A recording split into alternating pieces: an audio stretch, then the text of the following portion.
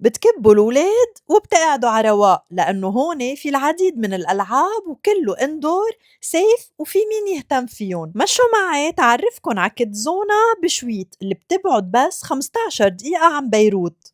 المكان الأنسب للعيال والولاد بين السنة و13 سنة، اللي بيضم ترامبولين، زيبلاين، ليجو، سلايدز، ميز وأركيد جيمز. وفي اريا مخصصة للأهل لحتى يقعدوا على رواق بالوقت اللي ولادن عم بيلعبوا، بالإضافة لتويس شوب وكافيتيريا بتقدم درينكس سناكس وكريب. أما إذا عندكن birthday أو celebration فما عليكن إلا أنه تختاروا الثيم وهن بيهتموا بالباقي. وبالنسبة للأسعار فبس $10 open time من التنين للخميس و$5 على الساعة بالويك اند، وأكيد في عندن loyalty cards. والحلو إنه في entertainment بالويك اند مثل فقرة الساحر اللي الولاد رح ينغرموا فيها، بالأخص إنها interactive، لدرجة إنه ولاد أختي قد ما تحمسوا قربوا الكراسي وصاروا قاعدين أول صف. وهون القطقوطة المحتالة كانت عم تجرب تربحني بالزعبرة، بس مع هيدا أنا اللي ربحت.